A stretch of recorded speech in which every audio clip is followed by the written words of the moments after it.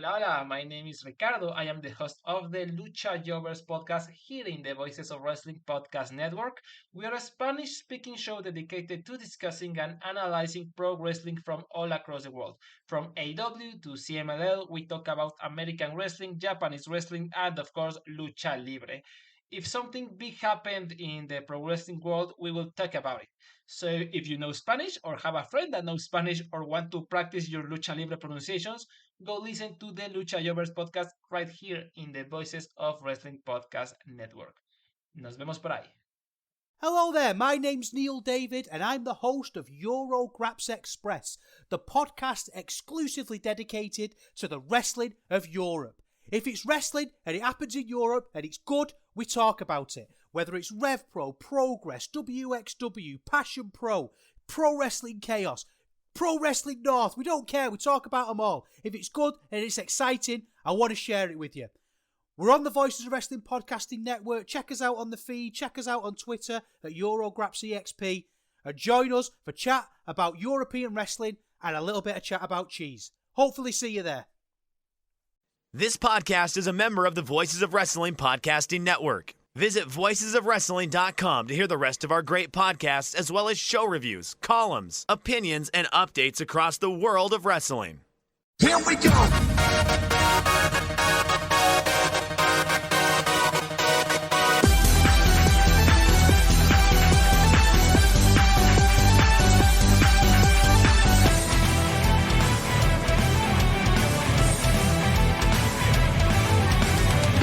Kiss me like a love song.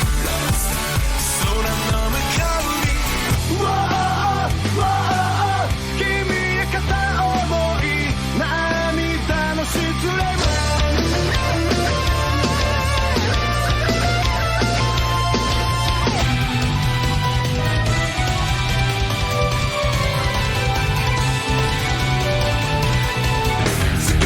Give me fire, give me that what I desire.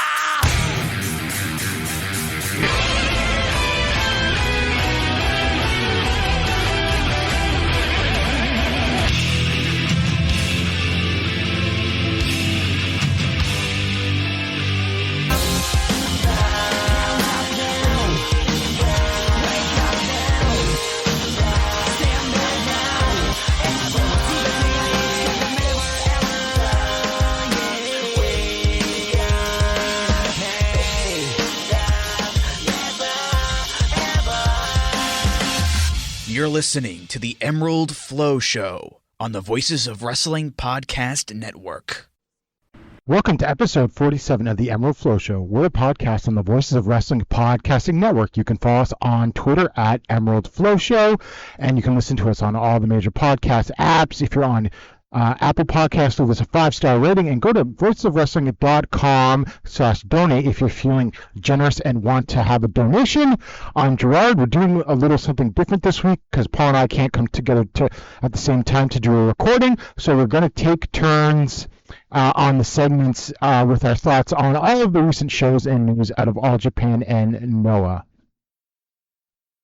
So obviously what everyone's talking about is Katsuhiko Nakajima leaving Noah.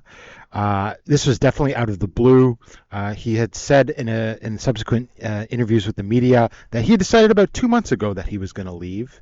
And so he told them then, which is interesting because a little over 2 months ago was that match against Kento Miyahara. So the question you have to sort of ask is, was that something that he was doing because he knew he was leaving, or is that something that was assumed to be the beginning of an actual program, which I think is a sort of interesting question. So he's still officially freelance. No one is saying anything otherwise from people talking to people in Japan. If I had to say, I don't know if I could say 50% plus one that he's going to go freelance. I think that's the most likely. I think AEW is probably the second most likeliest. I think WWE is a distant chance, given his style, his size. I don't know how his English is, but again, it's just his style and size. No one in WWE is going to take that sort of offense. Obviously, Kenta had to change his offense when he went over. So, I mean, people are speculating that he might be the new fifth member of Just Five Guys, which I'm seeing that has sort of cooled off in the last few days, so I don't know. Muto posted a pic of him having dinner with Muto. I know that there's rumors because obviously you had Seki Yoshioka basically say that they were leaving Noah, and you had Nikon Lee leave All Japan. So like a referee that also did some backstage work. I think she was responsible for getting visas for foreigners leaving. So it makes you wonder, is a new thing starting up?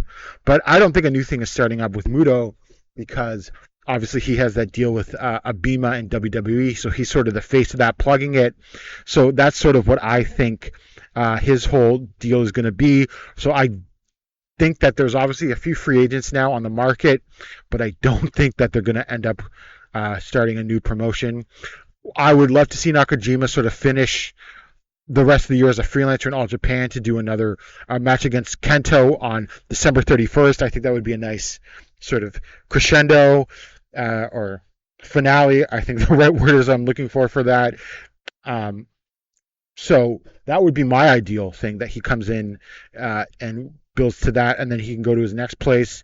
I mean, there's not that many freelancing places left in Japan. I mean, could he pop it in New Japan? Absolutely. But like, New Japan has plenty of its own talent, but I could see at the same time them at least using them for a bit. If, say, Will Ospreay and Zack Sabre Jr. and all those rumored foreigners leaving next year to go to AEW is, I guess also you can't rule out WWE with Ospreay, strangely enough, that why not bring him in for a G1 for a tournament for a couple months program? You could program against a Naito or Okada, or you could have, say, a Yota Tsuji or a Shota Umino beat Nakajima in a big match on the way to finally beating your Naitos and your Okadas. Maybe you don't want to burn off Yota Tsuji pinning Okada, in the first 6 months of 2024 or something like that. So there are things that New Japan could do with him, but I am sort of a little skeptical on that at this point. Now, turning to Seki Yoshioka, I think that it's a little was weirdly worded. It sounded like he was just taking the rest of the year off. So I don't know what's up with that. I think that he would be incredibly valuable wherever he goes. I mean, obviously he would be amazing in All Japan. I mean, there would be a place for him even in New Japan as like the tag team partner for someone else. Like, I mean, between Nakajima and Yoshioka possibly leaving Noah forever, that really plummets my interest in Noah. I mean, Nakajima has been a constant. I followed his entire career. I mean, I ordered the videotape of the very first World Japan show where he did his martial arts exhibition, and follow his career from that point. So he's obviously a very important part of my interest in Noah. And Yoshioka is one of the best juniors in the company. I mean, you can debate whether it's him or Ramatsuka or maybe Katoge or whatever, but that junior division, which I'll talk about later, it's getting a little better in some ways, but there's still a huge hole when with Yoshioka leaving. So I don't know what's going to happen. Those are just my feelings.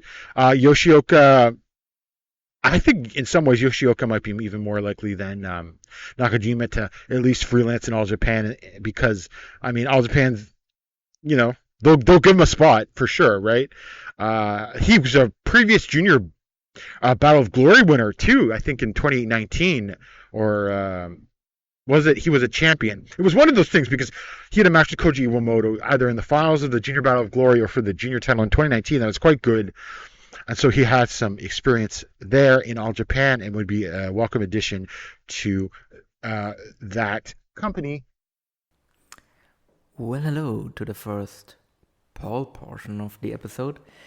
I assume Gerard has already explained to you what we're doing right now.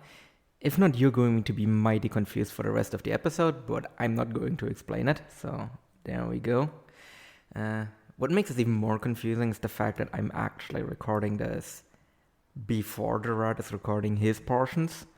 So that means time-wise, this is going to get very wonky, and I really hope nothing major happens between me and him recording, but I also know that I just massively jinxed myself by saying that, which means that there's probably going to be all kinds of crazy stuff happening in the next, I don't know, I think 3-4 hours. I'm not quite sure when exactly Gerard is going to be recording his portion, so yeah, but we'll see.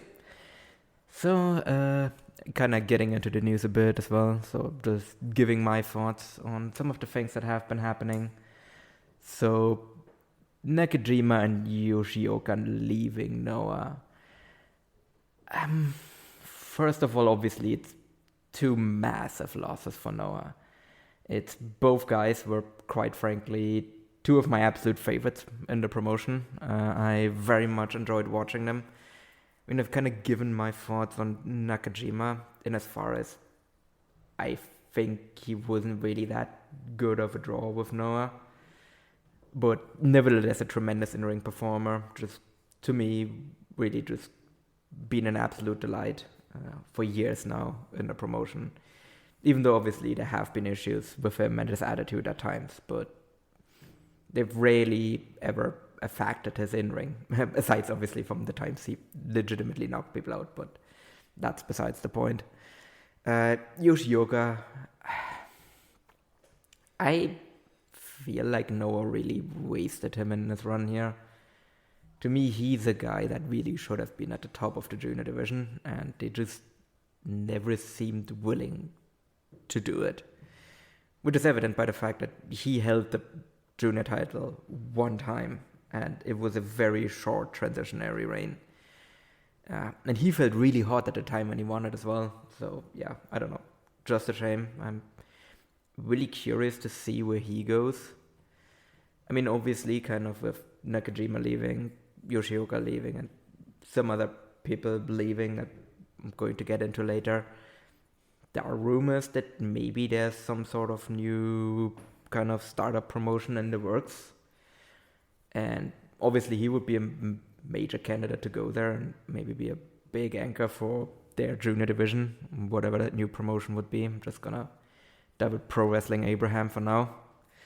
But obviously, if that doesn't happen, then yeah, I'm not sure where he's going. I mean, All Japan, I think he would be a great addition.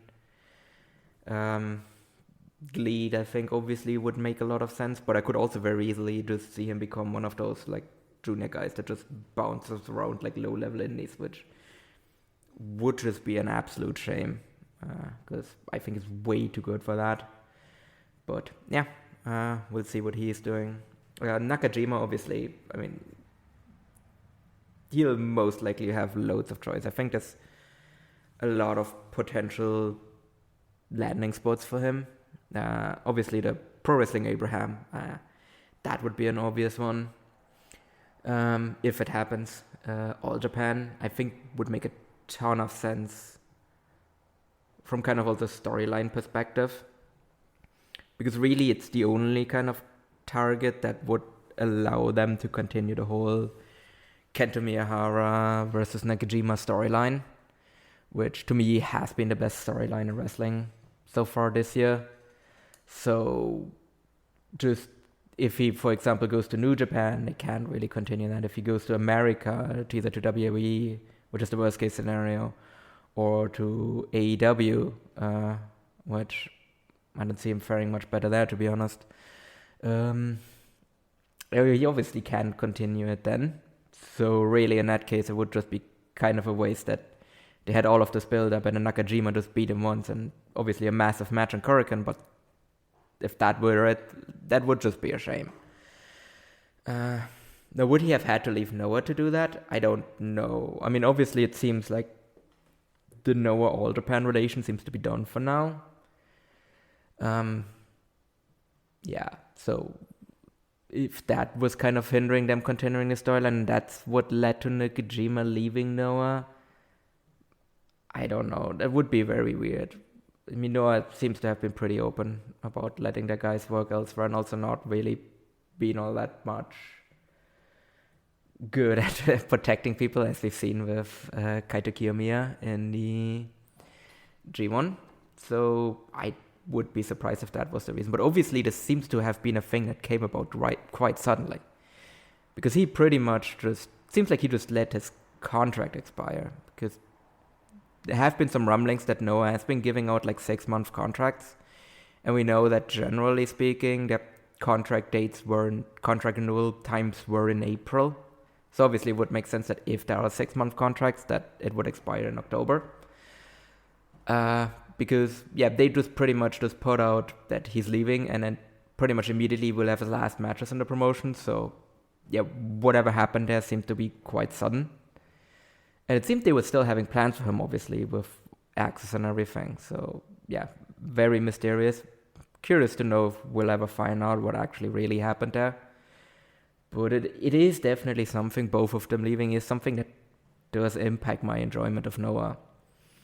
Because as I said, they were two of my favorites and two people I really like to see do kind of really very good things. I mean, Yoshioka, even if he never really ascended to the top of the junior division, he was still doing great things in the junior tag division, being one of the best guys in there.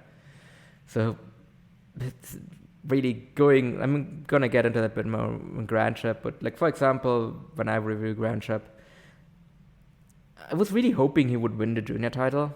And then not only does he not win the junior title and we still have to deal with Hayata as champion, he then also leaves the promotion. So that's just really kind of a double negative on the junior division right there. And then Nakajima, definitely. He's a big loss too. Do I think Noah would have ever pushed him again as a top guy? Probably not, but he was definitely going to be a guy that would have great kind of title defenses and probably someone that they would have gone to the Access title reign eventually. Feel that even more so now that Go didn't win the GHC title. I think that would have made it even more likely that if he had stayed that they would have won those titles eventually, and now that's not going to happen either. So, it's a shame. We'll see how Noah recovers from this. I don't think it will have a big influence on their drawing, which is bad enough already. But still, I think it's definitely a big knock on them in terms of in-ring quality, and we'll see if they pick someone up to replace these two. Okay, and then another kind of leaving news, it's Nikan Lee is leaving All Japan. She was their female referee. She was there for quite a long time as well. And that was also another one that kind of seemed to come out of nowhere. She was actually someone that was scouting, or that has been in Europe quite a bit, scouting kind of foreigners to bring in. So maybe she quit All Japan because she kind of wants to focus more on kind of being a talent liaison while spending more time in Europe. In which case, I guess it would make sense for her to leave kind of her reffing duties behind, because obviously that's a lot of stress kind of going back and forth between Europe and Japan, while also kind of dealing with all kinds of like getting talents kind of set up with all of the necessary paperwork and all of that, and kind of scouting people. So that would make sense. Obviously, it would make a lot of sense that if this whole Pro Wrestling Abraham thing is happening, then she would become one of the referees there. Another reason for why I think she might be leaving is that she never got the chance to ref Triple Crown matches after Wada kind of stopped doing that. Because she was in All Japan for a really long time. And her kind of being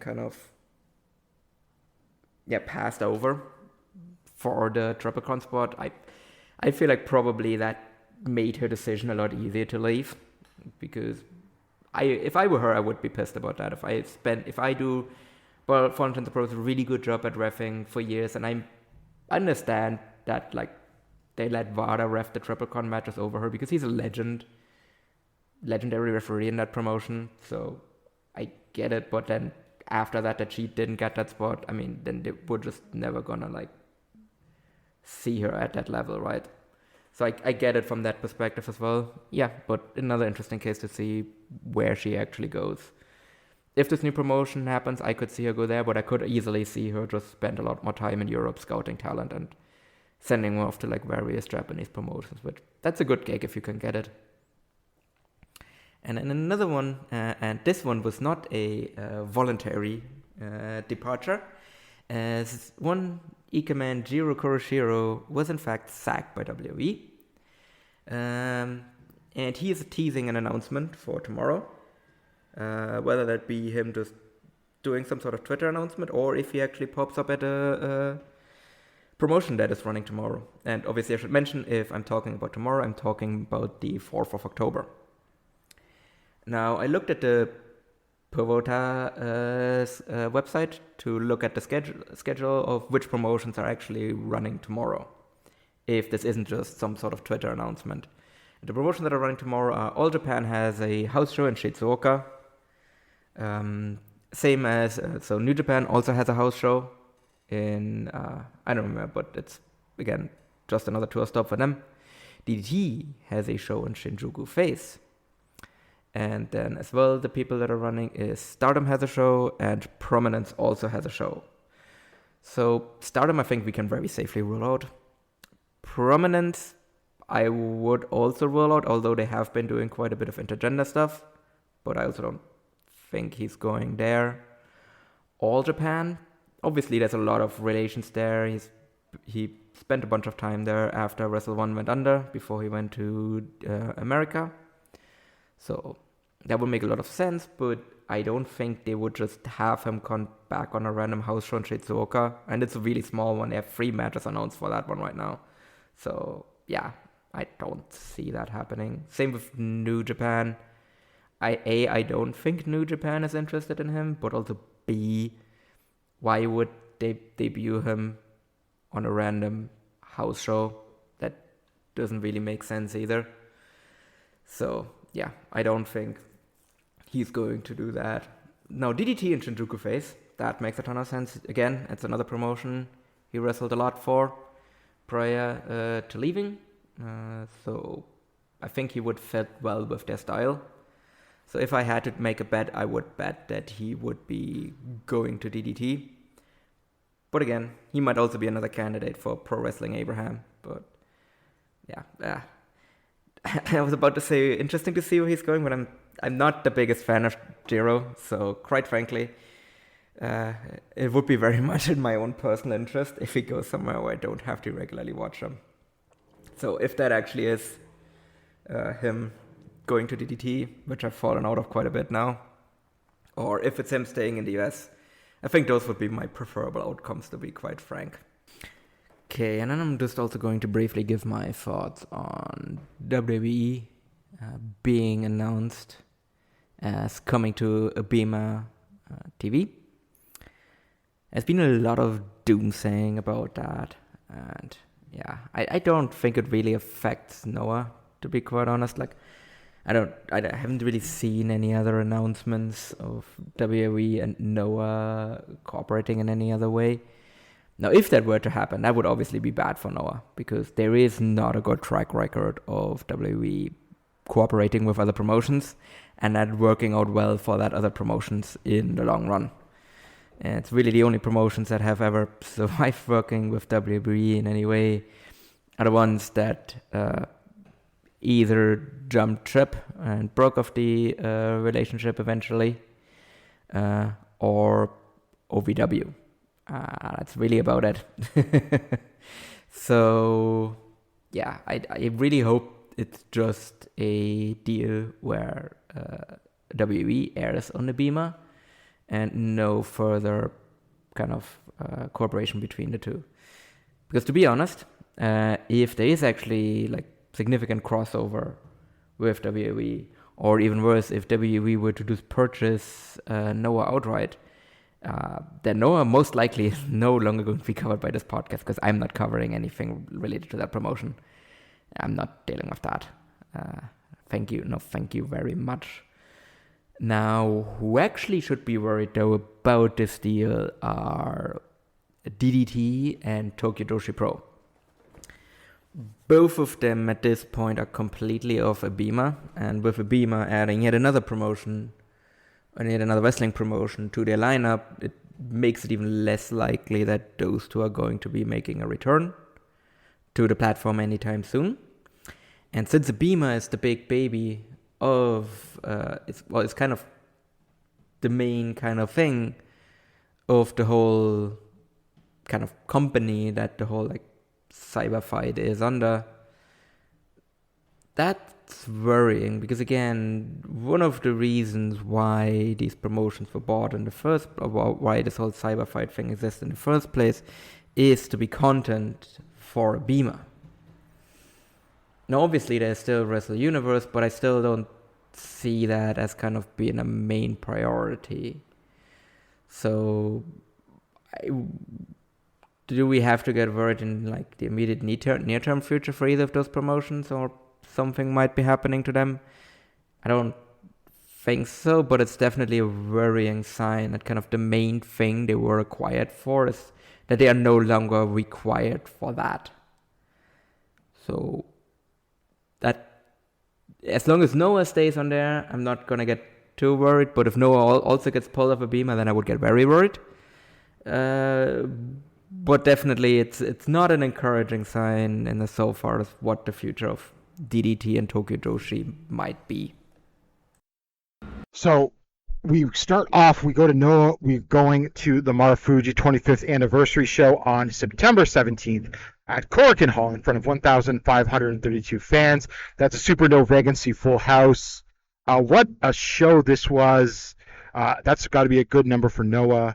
I thought everything from the match that was Kazuyuki Fujita, Manabu Soya, Masa Kitamiya, Daiki Inaba versus Saxon Huxley, Timothy Thatcher, Hideki Suzuki, and Shui Taniguchi on was a lot of fun. That was a lot of fun. Kaio Kiyomiya, Hayata, and Eita defeating Yoshinari Ogawa, Dagenstein. Rogers was a solid match. And of course, how can you hate on Keno and Psycho Clown teaming against Akio to Dr. Wagner Jr. and Lance Anoa'i when Psycho Clown was disqualified for going after Wagner's mask. They were playing it. Obviously, Psycho Clown took Dr. Wagner Jr.'s mask back in Mexico, so there's history between them and everything like that. But obviously, really what this show was the main event. Will Ospreay defeating Naomichi Marufuji in 23 minutes and 3 seconds with the Stormbreaker. I mean, this is an incredible match. It was like a spot fest, but it was also like very much a love letter to pro wrestling from Will Ospreay. He carried this, but Marufuji definitely worked hard, did stuff that you hadn't seen Marufuji done in every year, and so it just brought a smile to your face. And like, I don't know, I suppose you could nitpick certain elements of it and whatnot, but like, oh my god, I mean, this was awesome, so much fun. And obviously, Ospreay was going to win this, and then Ospreay showed a lot of respect to Marufuji because obviously Marufuji was a huge influence on him and to become a pro wrestler and watching those Noah tapes and everything like that. So that was a great feel-good show by the end of it.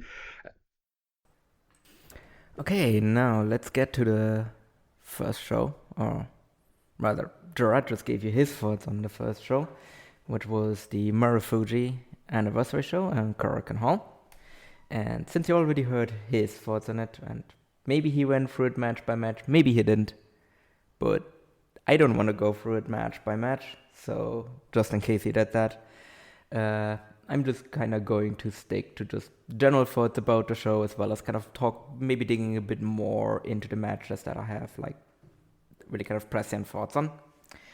So first of all, attendance-wise, that's obviously a great number. So it's 1,532 fans. Like, that's, I mean, and it was visible as well. Like, that place was packed in a way that we haven't seen in a really long time. So yeah, I think even more packed, quite frankly. Like, it looked more packed than the Nakajima versus Kento show. So yeah, no, great job there. And I think Noah has kind of shown that that these kind of special event Korakuens can draw a lot, rather than just kind of their normal Korakuens, even though the numbers have been a bit up there. So, I mean, that's decent. But nevertheless, just really good crowd. So just really big success. I'm curious though how much they can kind of maintain this kind of special event Korakuen thing, because you obviously you can't always have like something at the level of Kento versus Nakajima where there's a lot of like real things built around it, or Marufuji's 25th anniversary and him wrestling the guy that he probably had the most influence on, but I'll get into that a bit later. So yeah, I don't really think they have anything else of this level in that chamber right now, but who knows, maybe they can come up with something creative to kind of try and keep this going a bit.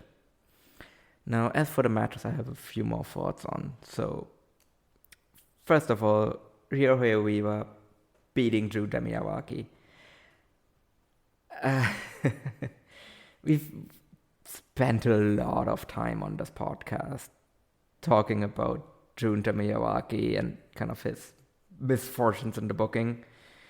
But I mean, this is just an absolute joke. I mean, you have New Japan kind of sent over their own young boy, like their own young lion, to this promotion. And he's just beating your guys. Like, he's just supposed to be on excursion. I mean, there is a reason why these guys normally don't do their excursions in Japan, right?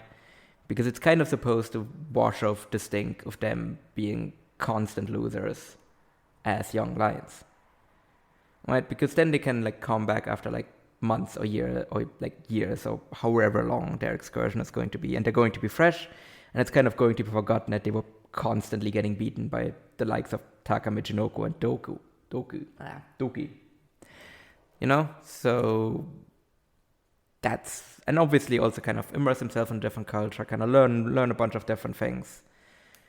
So him doing that in Japan and just immediately getting like wins over like non-young boys in Noah is just, obviously that was part of the agreement, but like it just makes Noah like such a lesser promotion.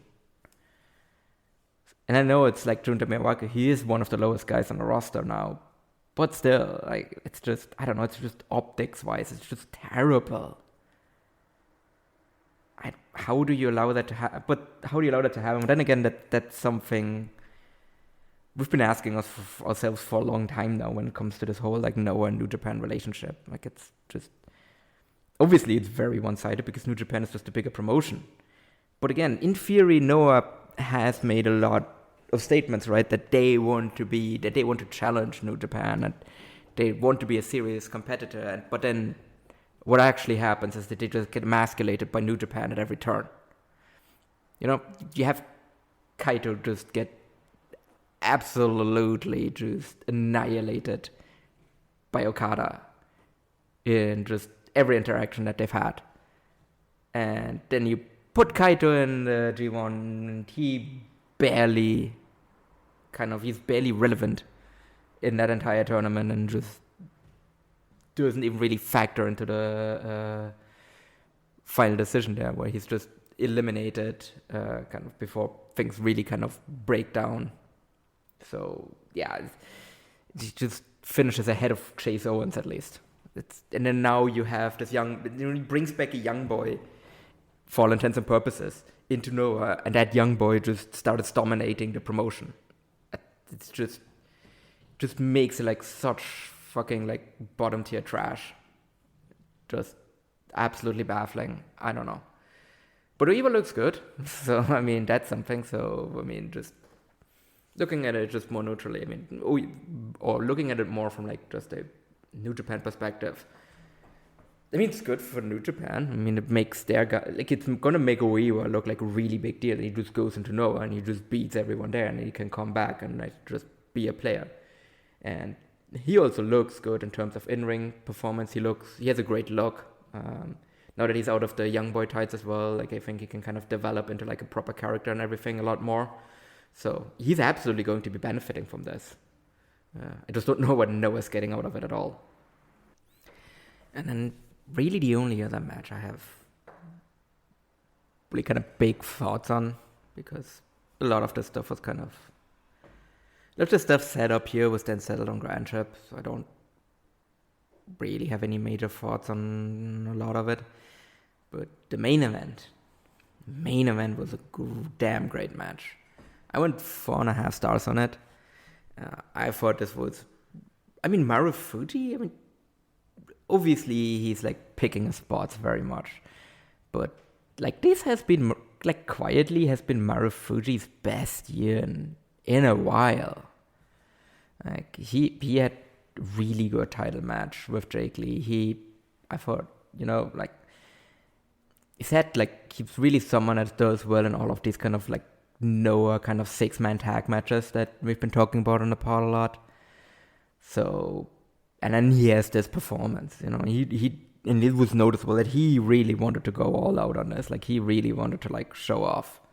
And he really wanted to like go toe to toe with this guy. And I mean, Ospreay, obviously Ospreay is great. Like, he's just one of the best wrestlers in the world right now. And it's also very obvious that he is very heavily influenced by Marufuji, which is not very surprising. I mean, if you kind of know where it comes from, he kind of talked about, and we kind of talked about it before as well when we recorded, that Ospreay watched a lot of Marufuji when he was coming up, because it kind of falls right into that period when he discovered Japanese wrestling, when he kind of like started to like get closer to like either start training or just before he started training and everything. And yeah, there was just this palpable excitement on Ospreay throughout this entire match, where he was just delighted to be in that ring, to have that moment, to get in there really with his icon. I think it's the best way of describing it. And I also feel like Marufuji, one of the reasons why he was so motivated was because he kind of actually felt, well, humbled, or he kind of wanted to like do right by this guy, by this foreigner who managed to become a really big star in Japan, who is very blatant about his hero worship of Marufuji. So I think it was really just, it felt like a feel-good moment for both men to be in there, right? Like, I think it really kind of was a humbling moment for Marufuji in a way, because it really showed him how far his influence actually goes. So that was a really nice thing. And then, yeah, just, it really ended the show on just a really great high note, just tremendous wrestling, just top to bottom. Yeah, great match. I don't think it's going to be on my like match of the year list, even after saying all of that. But yeah, I couldn't help but smile while watching this match. So tremendous stuff. So the next Noah show is Grand Ship 2023 in Nagoya on September 24th at the Nagoya International Conference Hall. Unlike All Japan, they had this darkly lit, and they drew 940 fans. It was about what All Japan is doing, and to be completely honest with you, I thought that All Japan number for the Royal Road Finals is a little disappointing. At only 935, 940 for them. This is also very disappointing given the size of the company, given what this was, given obviously how built up Jake Lee has been as the GHC champion, right? In terms of the show, like, I think it's going to be boring audio just to go like over every match on the card just with one person, but I will just put the highlights. Obviously, Kaito Kiyomiya, Ryohei Oiwa, and Ida defeating Nomichi Marufuji, Yoshinari Ogawa, and Leona in 1424. Leona was disqualified. I kind of like this. I think Leona is actually not bad for what he's doing, but maybe it's because he's a fresh face, but there is obviously still the some of the Noah Junior Division elements to this, so your mileage may vary. GHC Tag Team title, Jack Morris and Anthony Green defeated Saxon Huxley and Timothy Thatcher in 1738 with a Tiger driver from Morris on Thatcher. The champs failed in their second defense. New champions. I thought this was a really, really strong match. And by really strong, I mean by strong by the standards of what I was expecting from these guys. Obviously, we're Thatcher fans here on the Emerald Flow Show, but not so much for Huxley. And we've been very high on Morris, and we've been noting that Green is greatly improved since he started in Noah. So I think that given the circumstances, given the people involved, I thought this is a lot of fun.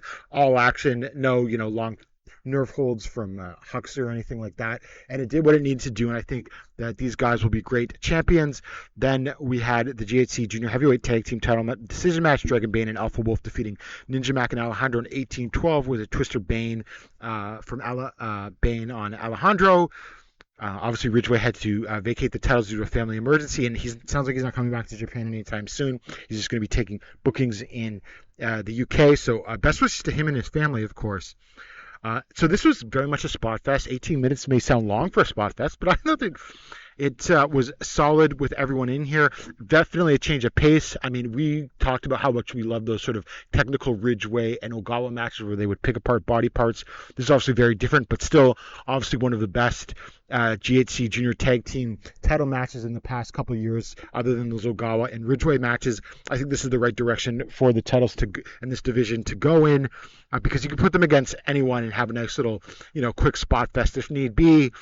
And they're always going to pop the crowd with the spots and everything like that because, sometimes Noah crowds aren't very lively. So I think that's a good choice, and I'm sort of interested to see where this is going, and I think this is the right thing. Then now we had the national title. Hiro to Dr. Wagner Jr. defeated Psycho Clown 2107. An obvious result, even though Psycho Clown's a bit of a big name, but they brought him in just for this tour. I mean, I thought this was a solid match, so it had sort of like fast-paced Japanese action mixed in with some lucha brawling. Both men got their masks ripped and bled and everything like that, so that was awesome. Like 3 3/4 4-star range. A nice little mashup of styles and a lot of fun. Obviously, if you're a big Psycho Clown fan but don't watch Noah, you should probably watch this match, I think. Then after it was like going to find out that Jack Morris is going to be challenging Wagner next. It was very interesting because Jack Morris has already won a tag team title in this match. And then for the GAC Junior Heavyweight title, Hayata defeated Seki Yoshioka in 1849 with modified reverse pile driver. I mean, Yoshioka is good at getting good matches out of Hayata, obviously. So this was a very solid, not the most egregiously long Hayata match. Probably still a couple minutes too long, but I thought Yoshioka was solid. We're talking like 3 1/4, maybe 3 1/2 at best. And it just sort of goes to show like how much of a loss that Yoshioka is in this division because, he can carry guys like Hayata to something passable. And then the main event for the GHC heavyweight title, Jake Lee defeated Go Shiozaki in 2106 with the FBS for his 4th defense. A bit of a surprise here. I think a lot of people were expecting Go to win.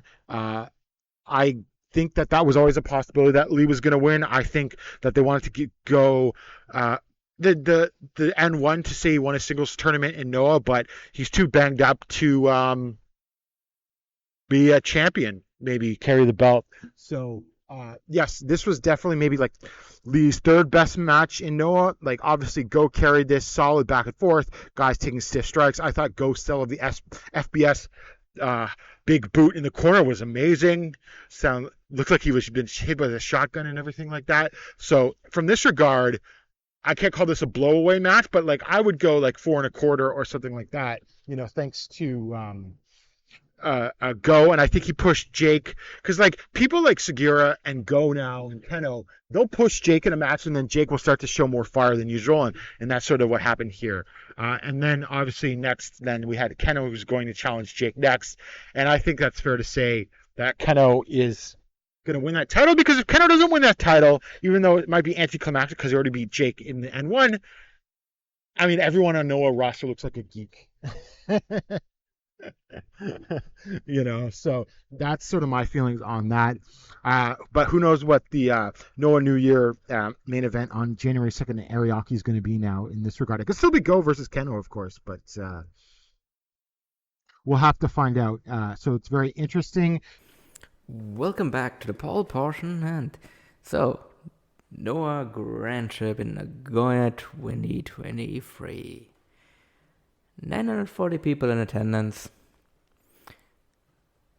I guess we have to call this a win.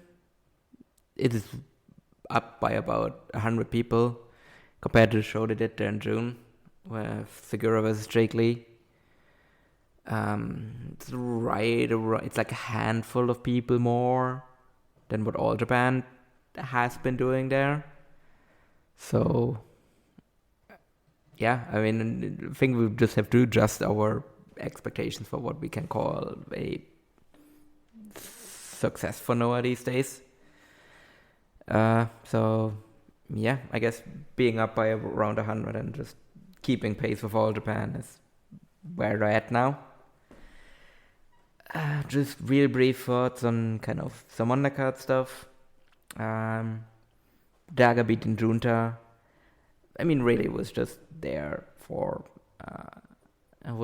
to establish Daga for his title challenge later on. We had the Keno and Lance Anoa'i versus Nakajima and Adam Brooks match, which was the goodbye match for Anoa'i and Brooks, who were finishing up with on the tours. Yeah, Brooks can go back down under and stay there. I really don't have any use for him. Lance Anoa'i, though, we've been talked about before. Yeah, he can come back. I thought he's been looking real solid. I think he actually fits into the style and everything real well. So if they're interested in bringing him back and he wants to come back as well, that's definitely a guy I'd like have return and like put him in a tag team or something like that, because I think he's perfect for that. Then Leona getting disqualified in the next match. I don't give a shit about Leona. I don't know why we're like trying to make him interesting or whatever, or doing anything with him besides just, I don't know, putting him in undercard tags where he gets pinned. Yeah, I don't know. I don't give a shit about Leona. Never will. So, whatever. So, let me get to the actually meaty portion of the card though. So, the good-looking guys, Jack Morris and Anthony Green, win the tag titles from Saxon Huxley and Timothy Thatcher. I thought this was just... The match itself, it was okay, but I'm very happy about this. There's really nothing left in this whole like Saxon Huxley and Timothy Thatcher title reign. I loved him, but Huxley's just absolutely nothing. Like, you just can't keep going with him. I'd just much rather see team with literally anyone else in Real and hold these titles, to be honest. Jack Morris and Anthony Green, though, I think they've shown good chemistry so far. Well, they're good-looking guys and everything, and in this match here as well. I'm really interested to see, and I really hope that they actually hold these titles for quite a while, because I think it's good for Jack. I think it's good for Jack to finally win a title, because he's very clearly going to be a guy that they will build or not that they will kind of build up as kind of the foreign ace, essentially. So, and holding the titles is perfect for that. And Anthony Green has just been incredibly solid as hell. He's gotten himself over. So, yeah, no, he's just the perfect kind of tag partner for someone like Morris, where he can kind of like take the heat in most of the matches, and then Morris can come in as kind of the valiant saver, basically. Although, I mean, it is still kind of up in the air whether or not good-looking guys are heels or not, because Jack was definitely playing that up during the N1.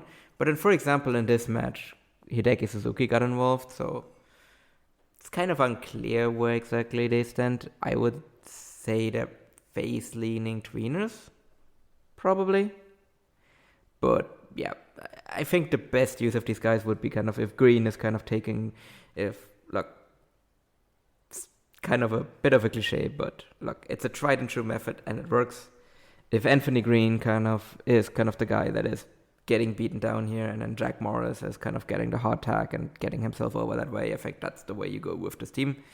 And I hope they do that for quite a bit.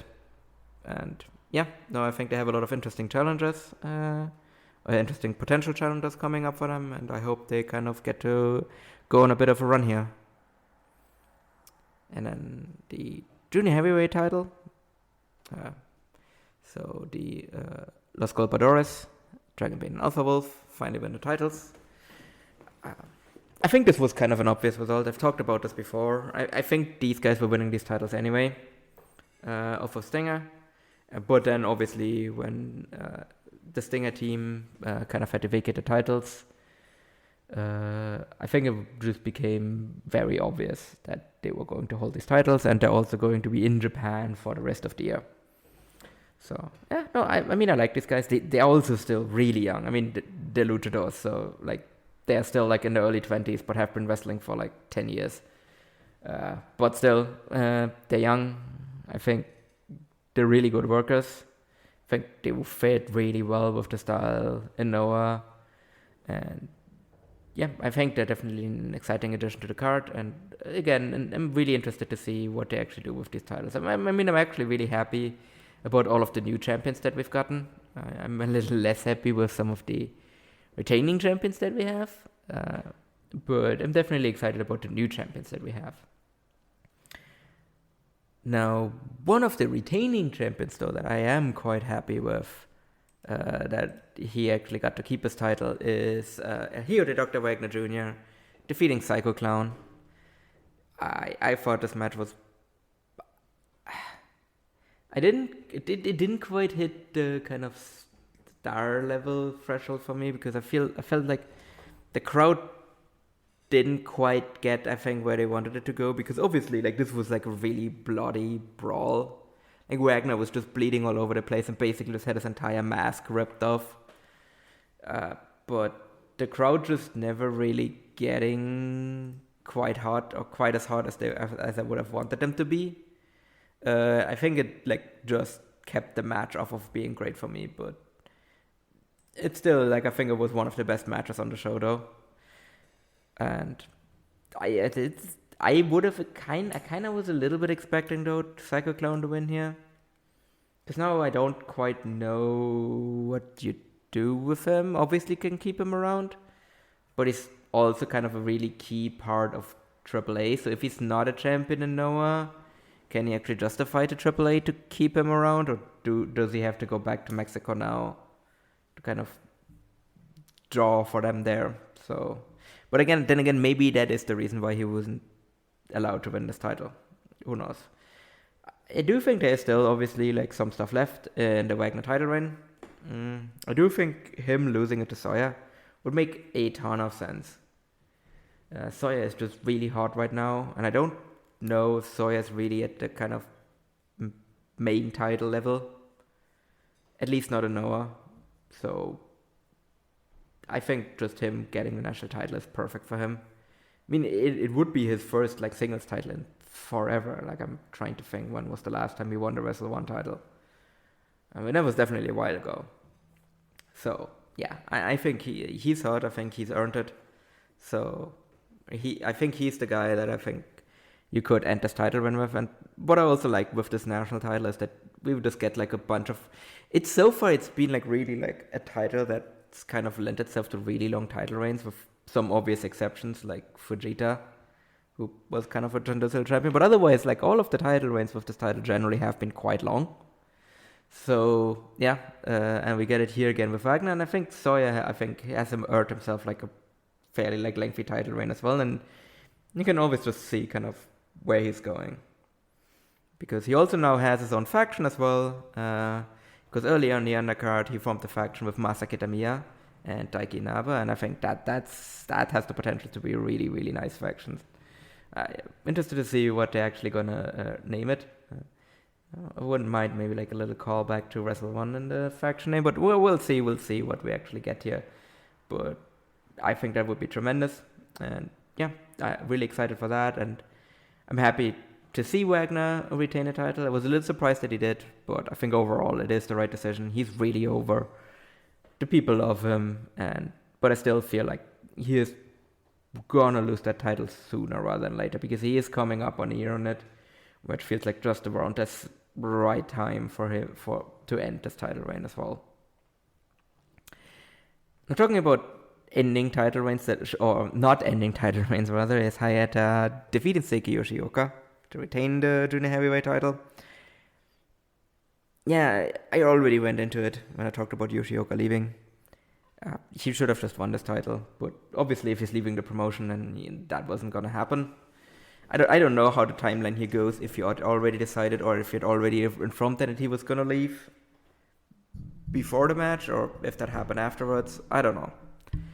But yeah, it is a shame. He's a guy that should have been the champion a lot more than he actually ended up being, and I don't have any use for Hayata. I mean, the match was decent, nothing special. I would definitely say it's an above average Hayata defense, which again I think is kind of testament to the skill of Seiki Yoshioka. And we're gonna get Daga versus Hayata next, and I don't have any interest in that. Like, yeah, I don't know.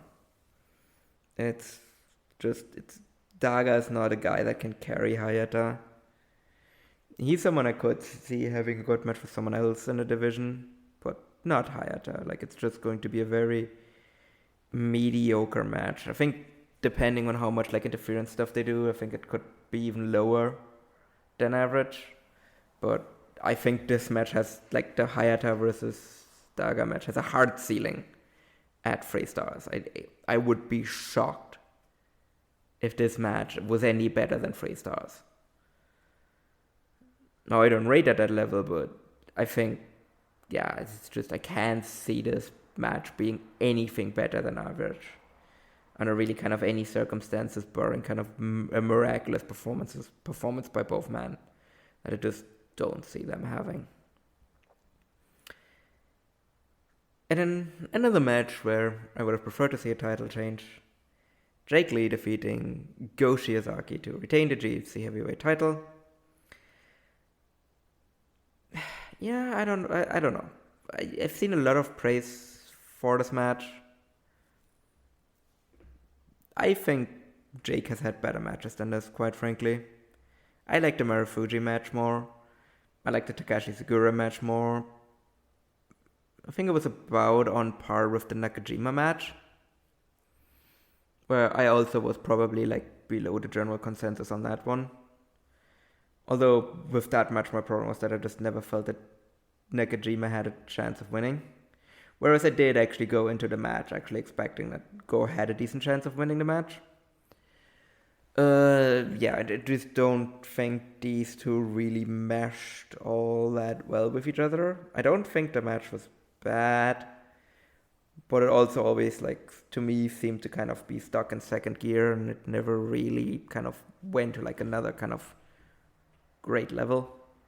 Just guess a solid defense for Jake Lee when this really should have felt like a special match, especially like with the way it was built up, where kind of Jake was doing this whole like thing where like, oh yeah, I am Noah, and kind of Go finally comes back from his injury and is like trying to like reclaim the moniker of I am Noah, and he wins the N1 finally and all of that, and it should have felt a lot more special than it actually did.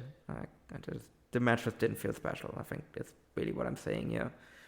So yeah, I think they really kind of ended the match on a bit of a downer there. Though one thing I do like is so that Jake challenged Keno afterwards. So I think Keno's winning. I think it just makes a lot of sense for Keno to win here. And I think they should go with Keno for a while as well if he actually wins the title. He's hard, he's a genuine draw as well, and it would just kind of maybe be something that can kind of shake Noah out of its funk that it's in, because really since Jake has won the title, and not all of it is on him obviously, but like it really feels like Noah just feels kind of sleepy, and maybe Keno winning kind of shakes them out of that. So yeah, I really hope Keno is winning, and I get why they had Go win the N1, because if you don't have him win the N1 this year, right, he was never going to win it. Because he's still going to be in it next year, but it kind of has to be like, he's clearly on the downswing of his career because his body just can't hold up anymore. And now he also lost his tag team partner, Nakajima, so I'm not even sure what he is going to be doing going forward. Like, I don't obviously think that he is going to go to like complete undercard status, but I assume their plan was to team him with Nakajima and have them go after the tag titles to kind of like get him out of the like singles main event picture. Yeah, so that's obviously out of the question now. So we'll see what he's actually going to be doing going forward. Overall, the show was okay. I don't think it was a great show. Definitely didn't like some of the booking decisions, though they obviously made sense of like who is actually around and everything. But yeah, I think it was just a very unmemorable show. And I don't think this is going to be anything that people are going to be talking about in any kind of special way.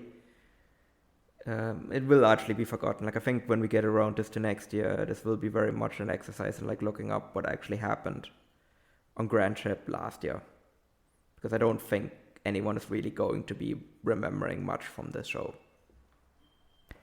Looking ahead, we've got Noah Star Navigation on October 20th. Kazunori Murakami is going to be returning, teaming, or it's going to be Murakami, Sugera, and Marufuji versus Hideki Suzuki, Saxon Hunkling, and Shugi Taniguchi, which is interesting. We got Jake Lee and Jack Morris versus Keno and Hio, Dr. Wagner Jr. I like this Keno and Wagner team as well. It's fun. So Katsuhiko Nakajima, last Korakuen match for Noah. It'll be Go Shiozaki, Katsuhiko Nakajima, and Masa Kitamiya versus Masaki Mochizuki, Manabu Soya, and Daiki Inaba, and that should be great. And then on October 28th at Fukuoka International Center, we got Noah Demolition Stage 2023. We got Wagner versus Morris for the GHC national title. We got Nakajima's last Noah match. It's Go Shiozaki and Katsuhiko Nakajima versus Marufuji and Sugera, which I expect those guys to go all out in. And we got Jake Lee versus Keno. And on October 9th, Monday Magic begins at Shinjuku Face, which is going to be like a Manji DDT, Manji type show, probably with like generally younger talents and that sort of thing. So Noah's in a weird place right now. It continues to feel like it's in a very weird place. And I mean, I think with some tight booking and Keno winning the title, things could turn around. But like I said, Nakajima and Yoshioka really does leave a big hole in that company that's going to be hard to fill.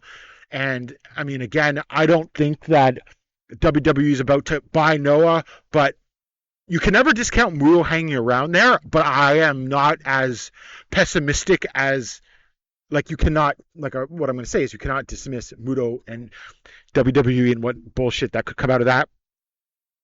But I am not expecting impending doom for Noah or even New Japan because of this WWE and Abima deal. And that's my 2 cents on that, because I've been seeing very different takes on that. So that's where I stand on all of this. So that's Pro Wrestling Noah for me.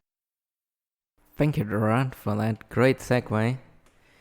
Well, hopefully there was one, because otherwise I'm going to be looking quite silly. So, let's just quickly go over my thoughts for some of the stuff that we have coming up. So, for the Korakuen show on the 20th, we have the Murakami return match, and hey, it's great that he's back after what seemed to be kind of career-ending injury issues, because he was gone for quite a while. That's nice that he's able to come back from that. With that said, I don't have any use for Murakami. I think he's bad. I think when he was around, he was one of the worst wrestlers in Noah. I think he's just not very good. I don't like the way he moves through the ring, because he honestly looks like he just shit his pants. His pants being the other issues, or his just entire outfit. A lot of people seem to be a really big fan of this, but I think his outfit is terrible. Just this silver trash bag looking suit. He doesn't look good. Like, he doesn't even look like a hitman. He just looks like, I don't know. He just looks like he just took some silver foil and cut that into the shape of a suit. It just looks awful. So, I'm happy that he managed to come back from injury. Don't have much use for him. I thought Noah was kind of getting rid of guys like him. But he's back. We'll see if this is for like any kind of regular role or not. But we'll see. There's nothing really of note on that show. Otherwise, I mean, we have kind of Nakajima's last Korakuen match, but that's being kind of very specific. And he has like his actual goodbye match on the next show. So just go to that one, which is the Demolition Stage in Fukuoka, where we'll have the Wagner versus Jack Morris match. I think Wagner will defend the title here. I like Morris. I don't think there's much of a point in making Morris a double champion in the promotion. I think him carrying the tag titles with Green has a lot more impact rather than have them carry 2 titles. So, I think Wagner will defend it here and then probably will get someone as the next challenger. And I really hope that the next challenger will be Manabu Soya, because as I mentioned earlier, I think he kind of really earned himself a spot as the next kind of national title champion. So I hope that's the road that they're going down on. Obviously, I'm not opposed to Jack Morris winning the title here. I think he's a great talent, and that obviously would be a massive show of faith if they make him a double champion. I just don't see it happening. Then the Nakajima last Noah match, which is him and Go versus Marufuji and Segura. I mean, match has chances to be really, really good. I mean, that's 4 great wrestlers, as I've mentioned earlier. Marufuji has had a sneaky great year. Segura is still really good. And Go can still go, especially in tag matches. So, and I love Access. They're great. So sad to see Nakajima leave. I've said a lot of that earlier as well. I don't know. That's really all I have to say on this. And then the main event, we have the GHC heavyweight title match between Jake Lee and Keno. As I mentioned earlier, I really, really hope Keno's winning here. I just don't think there's any energy left in this Jake Lee title reign. There's not much of a point in keeping it going. Keno's hot. Keno is super over. Keno is a draw. Keno just makes all the sense in the world as champion here. Jake Lee does not. So yeah, it's time to flip this title. It's time to put it on Keno. Give him an actual long run with the title because he's never had one. Actually make this his kind of career-defining. Like, I would make this his career-defining title reign. I think you should at least make this a 6-month reign. I would actually say that you need to make this at least a year-long reign. And just really have him kind of run through the roster until whoever you want to build up to take out this title off of him, to really like put them over, whoever that is going to be. But I think this should be Keno's career-defining title reign, and I really hope that's what they're doing here. And any other thing that Noah has coming up, and that one is actually starting on next Monday, on the 9th. It's Monday Magic, which really seems to be kind of this initiative spearheaded by Nosawa. Because he's really kind of the focus of the entire advertisement. It is going to be kind of a weekly show. Curious what it actually is. We really haven't heard anything about it since it's been announced. It's just, we know that it's weekly and it's going to be every Monday. Really be interested to what this is actually going to be. When DDT did this weekly kind of format, it was actually really exciting, even though it eventually got cancelled due to butthole shenanigans, which is the most DDT thing possible. I don't think there's that much of a chance of the Noah show getting cancelled for the same reasons. Like I said, I still like most of the Noah roster. I think there's a lot of people that I think can do some interesting stuff on here. I am kind of... right now, it's actually probably the thing I'm most excited about the Noah. So we shall see. We will find out soon what this is actually going to be. But for now, we don't know all that much. But hey, it's going to be a surprise. So hey, let's see how it goes. And then I'm sure me and Gerard will either praise it when it's good. If it's not, I mean, you can expect us to just tear it to shreds. So you look forward to us talking about it in the next episode.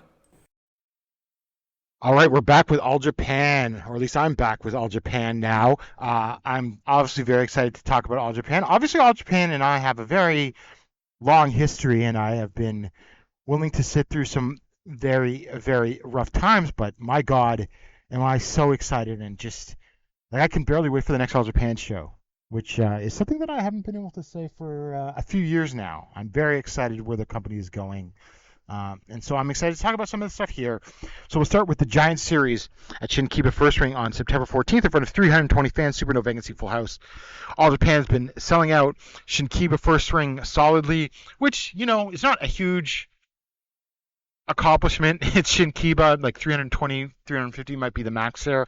But I still think it's a sign of the promotion solidness, given like the number of companies that run shows that are there that are like 180 people.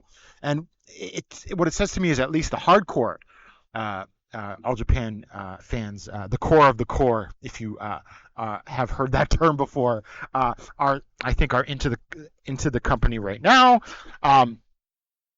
So what I will say is, well, I cannot not talk about Saki defeating Sonny in 9:55 with a running backbreaker. Replacement here for Unagi Sayaka, who I believe had a shoulder injury. Again, a solid match. I think it was good that they gave Sunny a little time. I mean, it was a little repetitive, but that's just a case of obviously Sunny needing more reps to fill out almost 10 minutes a little better. But, what do you expect? Saki was the aggressor. Sunny, even when she's going to be have more experience, is going to be a perennial underdog. And so in that regard, I think it was a very good experience for her and a fun match. And I love watching young talent develop. That's the one thing I think. I haven't had to. Well, I get to talk about it with All Japan these days, so it's something that I'm really excited to watch these Evolution wrestlers develop. Other than that, I think another match that was a lot of fun was Hideki Suzuki, Takuya Nomura, and Fuminori Abe defeating Suwama, Dan Tamura, and Ryo Inoue with a double arm suplex from Suzuki on Inoue. 12 minutes and 11 seconds. A lot of fun. I loved that. Hideki wasn't wanting to cooperate with Suwama because, I know people, and Hideki rightly gets a bad rap for that. But here, Hideki, not cooperating with Suwama, I think just fed into the overall story of him coming into All Japan.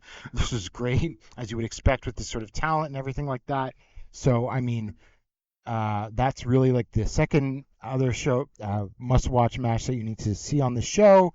But to me, the main event, Yuma Aoyagi and Kento Miyahara versus Ryuki Honda and Yuma Anzai going to a 30-minute draw. Awesome match, 4.25 stars. I mean, with a great build, Honda trying to put Yuma Aoyagi away towards the time limit. Just, these guys really with Yuma and with Anzai and Honda, these guys can really, I think, I'm really feeling them right now. They're in the zone. I think they're both hungry. They're both gaining experience. Just go out and watch this match because it's sort of what All Japan is right now in this sort of transitional frame as Yuma Aoyagi is now the Triple Crown champion, and now you have more young talent rising to the top. And then, of course, Kento there holding everything together. Just another awesome match and really another feather in all these guys' caps. And all these guys are having an awesome 2023, and we'll probably have even bigger 2024s given the way that things are going in this company. Okay, so All Japan Pro Wrestling. It is just a promotion, just to be honest, that much more gets my juices going right now than Noah. That Noah's a bit sleepy. All Japan very much is not sleepy. So they had a Shinkiba show. Even though I just said that, I don't actually have that much to say about the show. But I just wanted to touch on the top 2 matches on here, where we had a reunion of Moon Vulcan, one of my favorite Big Japan factions, where Hideki Suzuki, Takuya Nomura, Yoshihisa Uto was in there too, but really that was all about Hideki and Takuya, because Hideki trained him, so they just have kind of a special bond that way. And obviously, rolling Fuminori Abe kind of into that as well. That's pretty much a dream team for me. And I thought they had a really good, fun match here. And I mean, this is exactly also the kind of fodder that you feed to the Shinkiba fans, because they're just the hardcore of the hardcores. And I'm sure there were loads of other people in there that were Moon Vulcan, which that is quite obscure. I'm not gonna lie. But I like stuff like that, especially if you do it on a show like this. It's fun. And the match itself was really fun too. Just good stuff all around. And then in the main event on that one, you had Yuma and Kento going to a draw with Honda and Anzai. And that's just a really big show of faith in the young guys, in Honda and Anzai. Feels weird to not refer to Yuma as one of the young guys, because while he technically still is one of the younger guys on the roster at 27, I mean, he is the Triple Crown champion, right? I don't think you can really still be counting yourself as a young up-and-comer if you're a double champion at that as well. So, no, the young up-and-comers here are definitely Honda and Anzai, and them going to a 30-minute time limit draw with the 2 top guys in the promotion. I think it's a very clear statement, right? We have the current kind of top guys, and this is just very clearly showing you that the 2 on the other side, those are the next 2. Those are the next 2 waiting in the wings. Both of these men are very likely going to be Triple Crown champions eventually.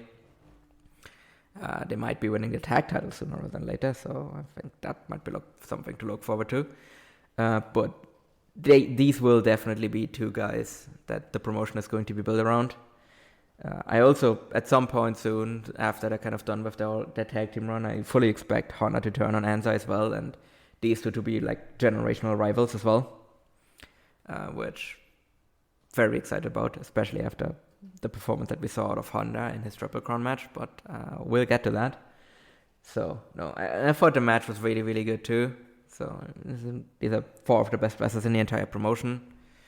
I would count Yuma and Kento amongst the best wrestlers in the world right now. Don't think Honda and Anza are quite there right now, but yeah, no, just tremendous performance by all four men, and just big statement and big look kind of into the future as well. I think that's kind of what I really like about these Shinkiba shows in general. You know, they just really give you an idea about what All Japan is going to be in the future as well, because you can just kind of allow yourself that on kind of a smaller show like this. And yeah, no, and I'm actually hoping that All Japan announces a Shinkiba show for while I'm in Japan, and obviously one while I'm in Tokyo as well, because Shinkiba is a very special venue. I went there quite a bit actually when I was first in Japan in 2019, and it's certainly a trip, and it's certainly it's just a warehouse in this warehouse district at the edge of Tokyo, but there's this special atmosphere when you're in there that I think it's very personal in a way that like few arenas can really like replicate in a way. So yeah, and I think that's reflected in the crowd as well. So these are just always quite fun, and I think this was yet another really just kind of really fun kind of Shinkiba show from All Japan. So we move on to All Japan Giant Series on September 23rd at Korakuen Hall in front of 1,161 fans.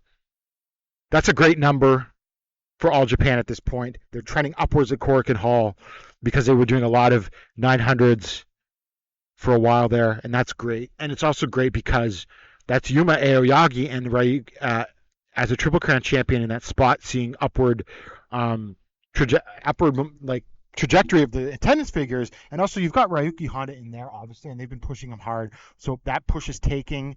It's obviously clear that Yuma is a star, maybe not as big, obviously not as big a star as Kento, but he's a star and becoming a bigger star, and the fans are into Honda as well. That's a great sign, and I expect that they're going to have another even bigger Korakuen attendance in October, but we'll get to that in a second.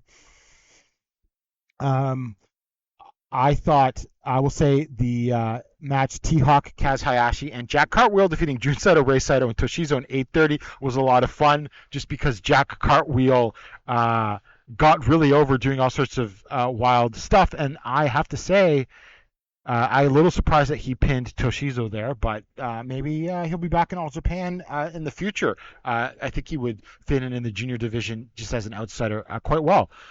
Then I also have to shout out Shuji Ishikawa and Yuma Anzai versus Hideki Suzuki and Koji Iwamoto went to a 20-minute draw. This was awesome, hard-hitting, but this was really about Anzai versus Hideki. And obviously, Hideki was pulling the I'm not going to cooperate with this, Anzai was really trying to get Hideki up for a butterfly suplex. He eventually did after many unsuccessful attempts. And then, with the time running out, Hideki had Anzai in a bunch of submission holds, but Anzai wouldn't tap. So in that regard, I thought the 20-minute draw was well.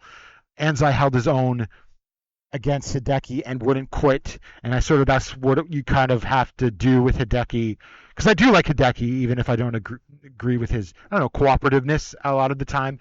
But Hideki being Hideki worked here, and the draw worked here given how it was structured. So that was a lot of fun. And then also got to say, Suwama Dan Tamura and Ryo Inoue versus the DDT team of Yukio Naya, Yua Kuroku, and Rukia. They defeated the DDT team in 11 minutes and 50 seconds with a Death Valley bomb from Tamura on Rukia. Again, lots of brawling. Obviously, they're building up a match, I think, between Suwama and Naya, perhaps, or maybe a tag team match between them. So that was there. It's just, obviously, You're going to love two big guys hitting each other. And then all of the young guys worked really hard. I mean, it had a lot of heat because it was in a promotional match, and nice to see Dan get a big win. And obviously that would get reversed on the DDT show that Dan and Atsuki were on. But what I like about this DDT feud and Noah feud, which, in all honesty, was a little bit of a surprise. It was a surprise because we didn't see it coming, and then obviously All Japan was working with Noah and New Japan. Well, the New Japan stuff sort of had its natural course. I don't really think that it's a big, Nagata and Kojima did what they had to do, so I'm not disappointed in that sort of thing running its course. Obviously, with Noah, there was more with the Nakajima stuff, and Keno in All Japan was fun. It just seemed to abruptly end, though, because there was a certain finality to Nagata and Kojima leaving, which makes you wonder, did All Japan get pissed because then Nakajima all of a sudden announced he was leaving and they can't get dibs on him as a freelancer? I don't know. But the transition to DDT is a lot of fun. Obviously, we had Akiyama and Kotaro Suzuki win the All Asia Tag titles. I'll talk about that in a minute. And we've got more matches, interpromotional matches coming up. So in that regard, I'm excited to see where this goes. And I think in some ways, DDT and All Japan working together is good because the politics of DDT losing to All Japan is less. I don't think Noah, they're not going to big time All Japan about when their guys have to lose as much as New Japan and Noah would, I think, because they're a little more open to that sort of thing. So in that regard, it could be a more of a 50-50 thing. We had for the PWF Junior Heavyweight Championship, Al Lindemann defeated Hikaru Sato in 9:56 with an inside cradle from an armbar. This is disappointing. Like we've talked about on the show before, I think we talked about when Dylan was on. Lindemann probably just doesn't seem to be very interested. I don't know if it's what's going on with GLEAT or Great. I still call it Great. Everyone else calls it GLEAT. I mean, watch the shows. They call it Great. And that's, taking into consideration the whole R and L thing in Japanese. He might not be into what's going on in his own home company, and he's just sort of like hearing Great because the politics require that. Oh, well, All Japan guys are the tag team champions and quite dominant tag team champions. And so, one of our guys has to hold their junior title, as a back and forth. So, I mean, I thought Sato looked great in this when he was like trying to dismantle and take apart Lindemann, kicking in his legs, using hold and everything. But I went 3 1/4 on this. There was some perfectly great mat work in here, but just lacked the sort of pizzazz and explosiveness you want from a title match, and especially one featuring L. Lindemann. So I think hopefully after the Junior Battle of Glory, we'll get this title off of Lindemann. In the main event, Yuma Aoyagi defeated Ryuki Honda in 22 minutes and 46 seconds with the Fool to make his 4th successful defense of the Triple Crown. I mean, this was awesome. What can I say? Honda kicked out of the Fool. Yuma kicked out of the final event. So obviously, they're going for that big, huge title thing. Lots of back and forth, lots of crazy looking lariats from Honda that Yuma sold for beautifully. I want 4 1/4 stars on this. A great first, well, technically not the first challenge, but it was our tournament finals that Honda was last in a Triple Crown match. So his first formal challenge, I think, went swimmingly, and we've got something with Honda, and he's going to obviously clearly continue to get a push. I mean, I think that his little tag team with Yuma Anzai could actually be Real World Tag League winners this year, which I think might probably be the right idea at this point, because that means something in All Japan, but it's also like a big turn. But also they're at the level where it's like, it's different from than a Champion Carnival or something like that, where maybe then you would feel the pressure to get the Triple Crown on one of them. But I don't think either of them are quite ready. Do I think either of them win the Triple Crown in 2024? I don't think it's impossible, but I think that Yuma Anzai is definitely winning the Triple Crown in 2025. But 2024 is going to be another year of development. But I mean, on the whole, another strong showing from All Japan, another sort of show where the forward momentum of developing young talent and getting young talent over is really paying off for them. All right, time for my thoughts on All Japan in Korakuen. So, I think really the first thing I need to do is take one big victory lap, because what have I been saying? All Japan numbers in Korakuen were kind of consistently strong, especially at the beginning of the year, right at the beginning of the year for the New Year's shows. And then they dropped quite a bit. And what have I been saying? It's because they pissed off their hardcores by putting all of their titles on outsiders. And now, the moment Yuma Aoyagi wins the Triple Crown Championship, the current numbers have recovered. He drew kind of the first, or his title fin rather, drew the first Korakuen show above 1,000 people again. They somewhat held strong. They dropped a little bit below 1,000 again for the Royal Road Show, but again, it's a Royal Road Show. And now they post their best attendance in Korakuen all year at 1,161 with this title reign against Honda, who I really like, and they delivered a great match. But again, I don't think we can call Honda any kind of a draw just yet, because he is still quite new, he's still quite young and everything. And he's going to get there. I think he actually has a chance to be a really good draw, but he's obviously not quite there yet. So this was very much heavily kind of weighted on Yuma Aoyagi being expected to draw. And yet again, Yuma Aoyagi delivers. I think he's just really nailing this title reign in terms of drawing.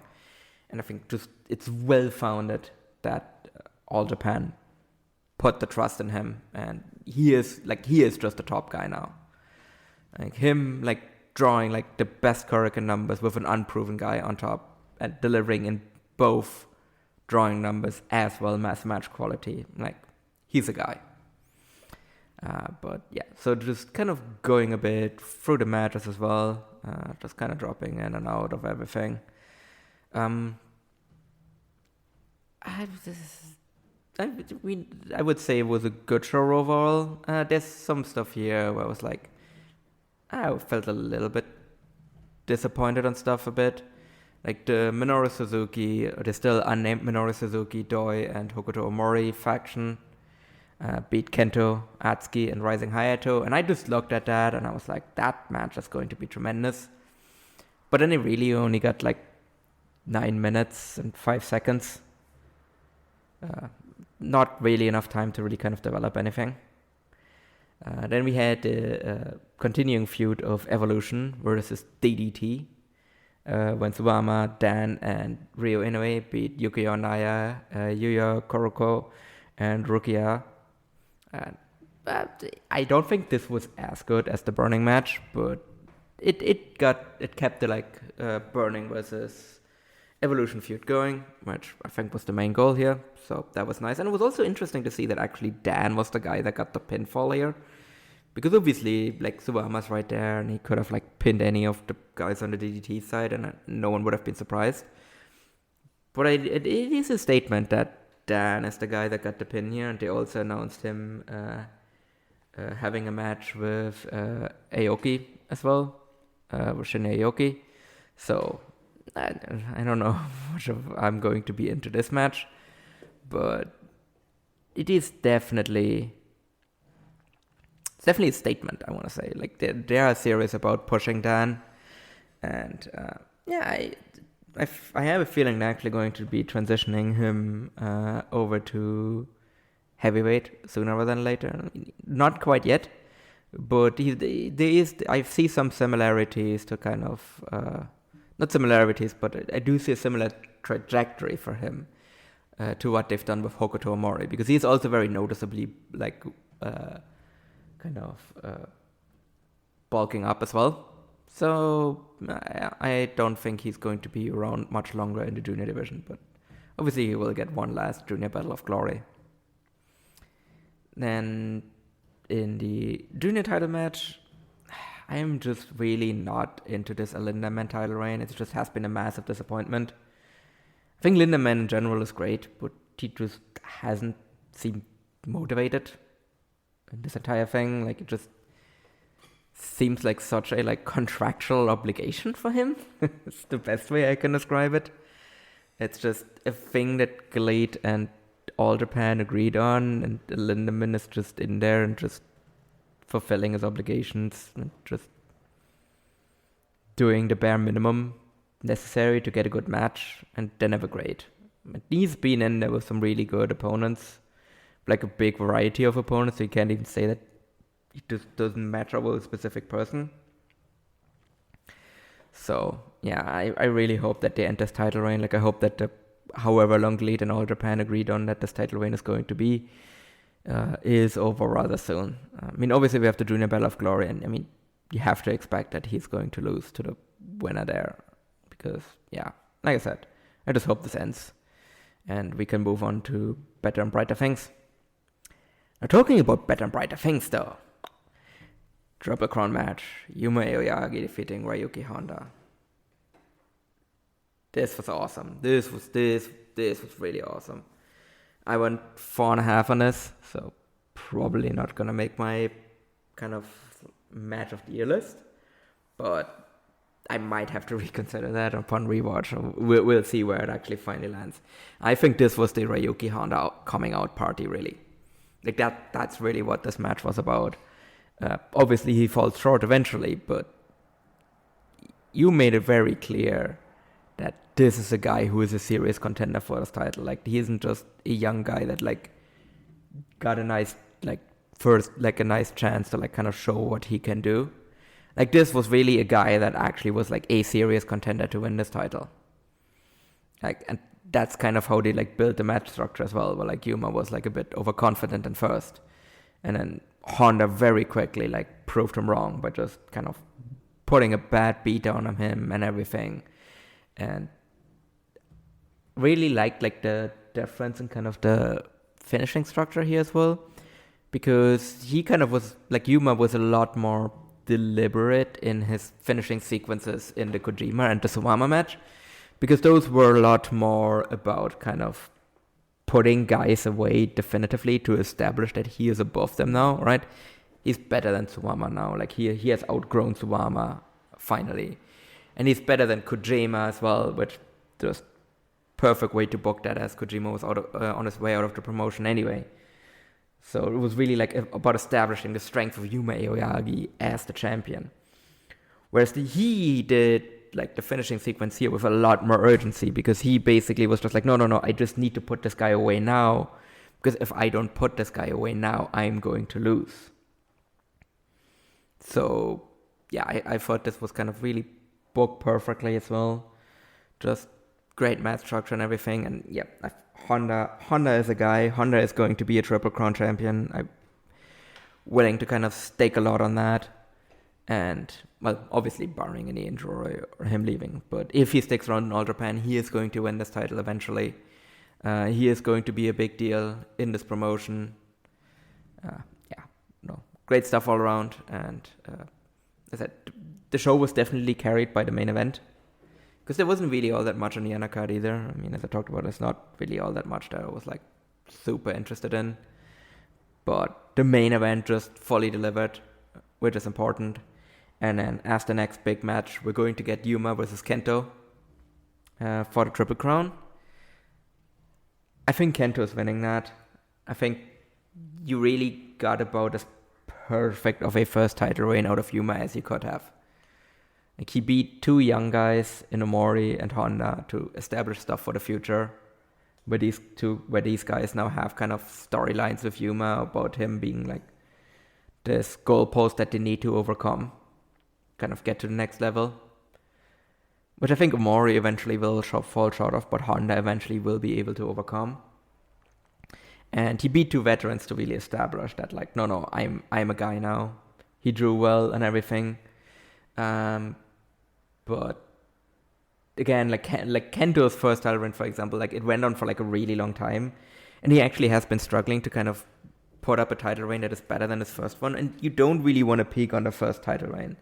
Like Okada's, like, for example, like Okada's first title reign wasn't like particularly long, but then his second title reign, that's when he like became like proper like Okada.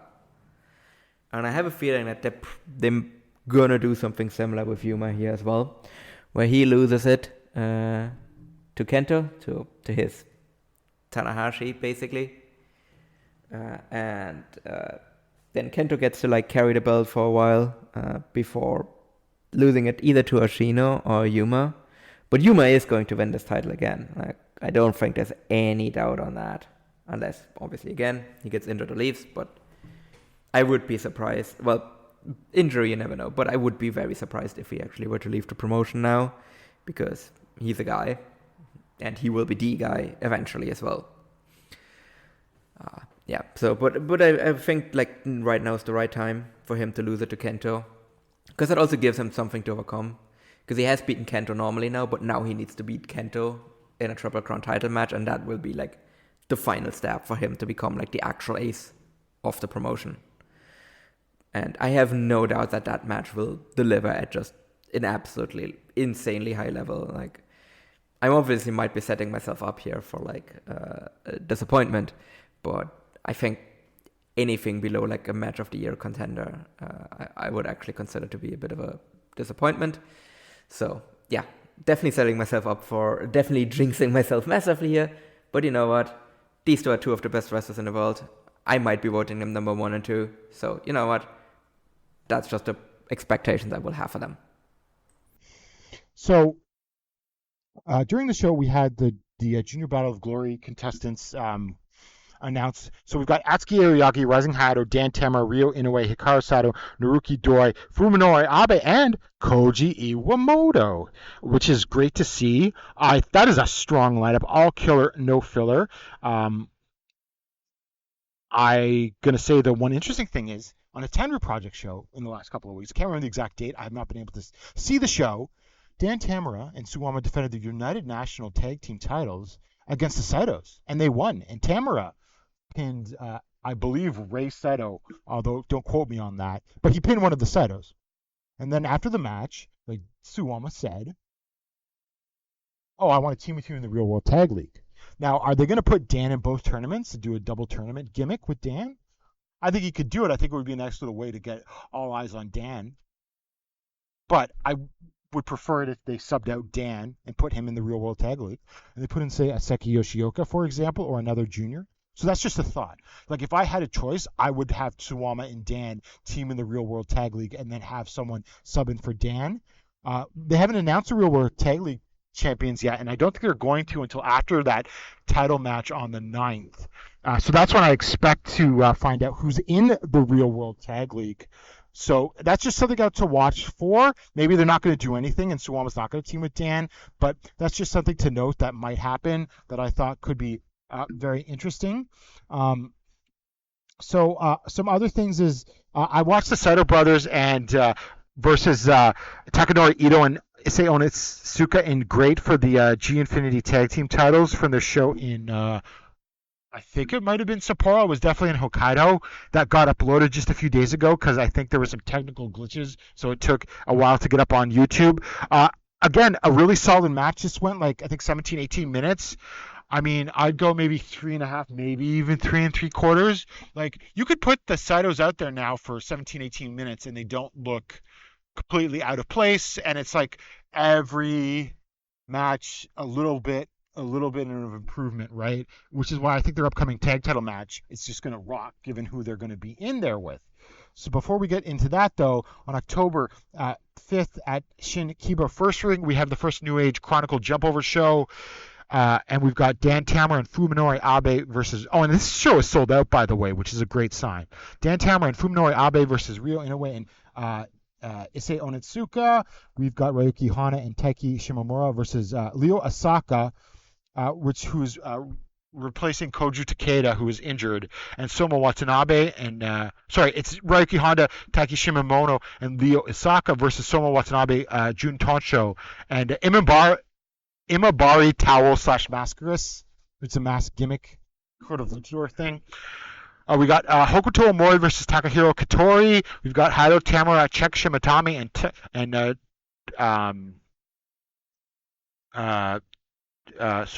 Takaki Iwasaki versus Jun Saito, Rei Saito, and Toa Iwasaki, who I have wanted to see in All Japan for a while, ever since he left Zero. So I think that he's someone that would add a lot to All Japan, even just as a regular freelancer in the heavyweight division. He's got good size. He's talented. Even if that means more Kohei Sato, who's sort of his mentor in All Japan, I'd take it. Like, for example, if they were to team in the Real World Tag League, I think that would be awesome. Burst, when it does, get on YouTube, is a fun little promotion to watch. So that is a great sign. Hopefully he sticks around. And then we've got Yuma Aoyagi and Takuya Nomura versus Yuma Anzai and Ayato Yoshida. So this match is a semi-main event. It has a 20-minute time limit, and I think that's where we're sort of heading with this, because I don't know who's going to do the job here. Anzai might. I mean, I could see him getting pinned by Nomura or Aoyagi, honestly. So it's either going to be a 20-minute draw or Anzai's taking that fall. I suppose, yeah, because there's not another Triple Crown match to build to. You know, say Yoshida or Anzai were to get the surprise victory or something like that. So that's what I expect the result of that match to be. Then the main event, we got Atsuki Aoyagi and Rising Hayato versus Mao and Rikuya of DDT. Them in the main event spot. I'm expecting All Japan to win this show, also because this was sort of like the young wrestler show that was proposed by Rising Hayato. So I expect Hayato to pin Rikuya, who's very promising but still a rookie. I think he debuted earlier this year, or maybe last year in DDT. So that's the New Age Chronicle. I can't wait to watch the show because all of these guys, I mean, it's a show full of young, hungry wrestlers. I love that stuff. So I think it's going to be a really, really, really strong show. And then just a few more things looking ahead for All Japan. We've got obviously Kotaro Suzuki and Jun Akiyama won the All Asia Tag Team Champions. They finally beat Yoshitatsu and Onita in another Current Explosion death match on DDT show earlier this month. It's not a very good match. It was horrible. It was actually one of the shorter ones, but it was not good at all. Don't bother going out of your way to see that. But this weekend, I believe on the 8th in DDT, they are defending against Takawa Mori and Yoshitatsu in a regular rules match, thank God. And I obviously expect Kotaro Suzuki and Jun Akiyama to win that. And here's the thing. The Dio is going to be going on at least through December because the finals of the DDT Dio are actually now been announced for January 3rd, Cork and Hall show. But maybe, just maybe, given that the Real World Tag League starts in November and ends on December 6th, we can get Akiyama and Suzuki as the All Asia Tag Team Champions in the Real World Tag League, which I think would be a huge boost to that tournament. Because even though Akiyama's winding down, I really do think, and I'll get to this in a minute, he has one little run in All Japan left in him that can do some business. So on October 9th, we've got the Saitos versus Kento Miyahara and Yuma Aoyagi for the World Tag Team Champions. I think the Saitos should win. I think because Yuma is it's time to break up the Yuma and Kento tag team, because if you split them up, you can then have two new World Tag Team level teams, get them new partners. I'd go back and get Takuya Nomura teaming with Kento again. I really dig that team. I think it's just time for that. Get that title out of there. Get that on to the Saitos, and then have whoever wins the Real World Tag League beat the Saitos in January for those things. I just think it's time to move on. It's time to get some young blood in those World Tag Team titles. And the Saitos are being, clearly with this G Infinity title reign, the Saitos are being groomed to be World Tag Team Champions. Then October 21st, we've got Kento versus Yuma Aoyagi for the Triple Crown. I think Kento's winning, because I think they're going to drag out the story of Yuma Aoyagi beating Kento in a Triple Crown match a little longer. And here's the thing. They've got a big show at Yoyogi on December 31st. So what are the options for a main event? Well, Kento is the solid hand in the main event because he main evented the other Yoyogi show against Anzai. So what are your options? Kento versus Nakajima, obviously, if they can get Nakajima on freelance. Kento versus Shotaro Ashino. But if Ashino is ready by then, I think it's not ideal if they rush him right back into the title picture, but who knows? Maybe they just will, because we need a Yoyogi main event. Now, if Yuma does retain, I think we could see Yuma versus Yuma versus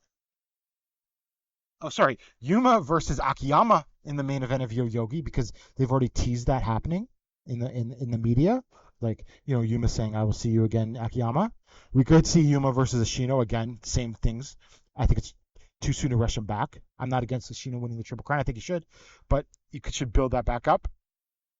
Or I could see Yuma Aoyagi versus Nakajima. Well, that seems the least likely, but you could have a case where Nakajima comes into All Japan and beats Yuma Aoyagi for the Triple Crown, and then Kanto has to chase Nakajima for the Triple Crown. So those are sort of my scenarios for that Yoyogi, and I think we'll probably get a very good idea of what the Yoyogi main event could be soon. I think maybe some of the participants in the Real World Tag League may tell us, and I would assume that we will get those participants. I mean, I feel like October 21st too late to announce, so I think after October 9th, though. But so after October 9th and before October 21st is when I'm assuming that. So that's All Japan. Oh wait, no, one more thing. I watched Dan Tamura and Asuki Aoyagi versus Yuki Ueno and Rukia at DDT's Who's Gonna Top show. That was a fun little match. I mean, Ueno is awesome. Rukia is a promising rookie. I thought Dan and Ueno, even though they have very different styles, actually worked very well together in the end. And then Ueno pinned Tamura with a double jump moonsault. But obviously, what seems to be happening here is DDT wins versus All Japan when they're in DDT, and if All Japan's going to win in All Japan when DDT is there, which is a perfectly good way to go. Though sometimes you sort of want to mix that up to build heat. So that's All Japan. I'm very high on it right now. I'm very excited with these upcoming shows, and I'm very excited about what the Real World Tag League could hold for us. I think there's a very good chance that the Real World Tag League, depending on some of the possibilities that could be in it, could be the best Real World Tag League we've seen in several years. And really, there have been some pretty solid, better than you might think, Real World Tag Leagues, especially on the final couple of shows. But I'm really thinking that we could have a very solid top-to-bottom Real World Tag League this year. So that's something to look out for. So hopefully you enjoyed this week's Emerald Flow Show. We'll be back, obviously, probably at this point after that Kento versus Yuma match. And so I hope you continue to watch pro wrestling. Continue to hope that Japanese pro wrestling does not get subsumed by the WWE, which I don't think it will, but never say never. But I think I made clear my feelings on all of this. You should always keep one eye on it, but please do not panic. Now, to wrap things up, we're going to be talking about some stuff that All Japan has coming up. So, first of all, Jun Akiyama, not coming up, but actually that's something that happened as well in the past, is Jun Akiyama and Kotaro Suzuki won the All Asia Tag titles. I think that's great. I mean, it's 2023 and Jun Akiyama is an All Japan champion again. Who saw that coming? Like, he just completely washed his hands of the promotion when he left. So, yeah, I mean, it's wrestling, right? Never say never. So, I think that definitely obviously means that he will be back a bit more now. Let's see how long this tag title reign goes. I'm definitely happy that it's off of Onita and Yoshitatsu, because that just really had run its course. So, happy that happened. And then otherwise, and kind of stuff that is coming up, we actually on next Monday, we're going to have Kento and Yuma versus the Saitos for the tag titles.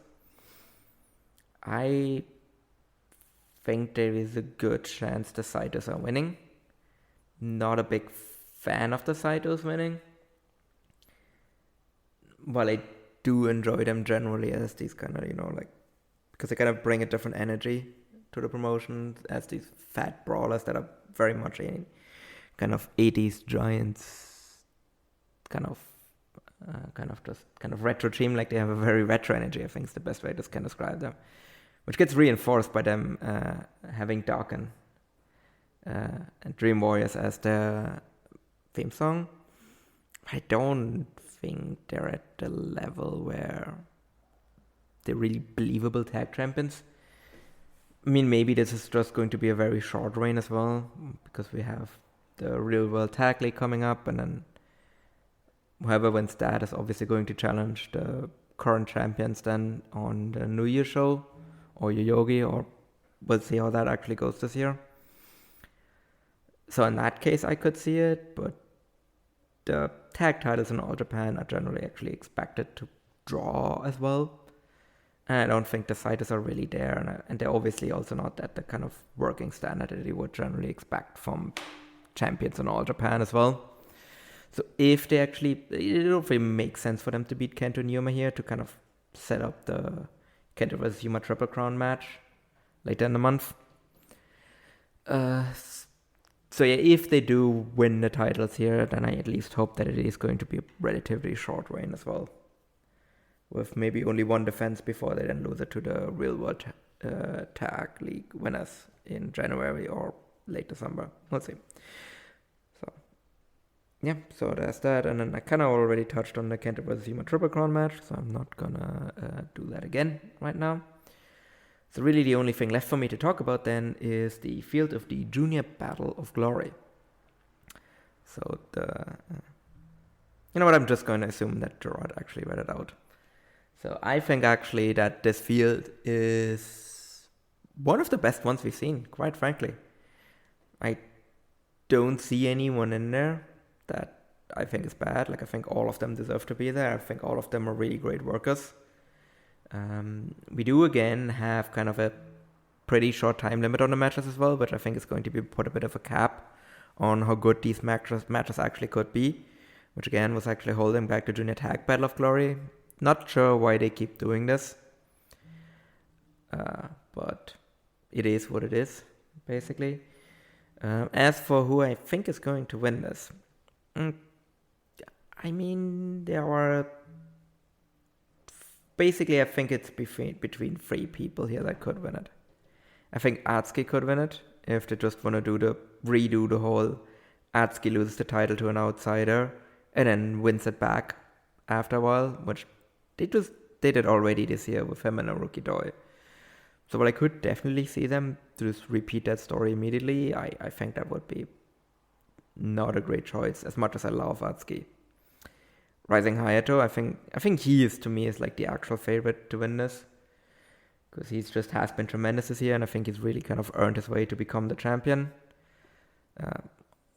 The only thing that is kind of stopping me from kind of committing to that a bit more is the fact that he has already had a match with a Lindemann for the title, and he lost not that long ago. So, but obviously, like, him going for the tournament and winning the tournament and then making his claim that way obviously would make a ton of sense. And the other person I could see winning this tournament is Koji Iwamoto. I think if Iwamoto is actually sticking around permanently now,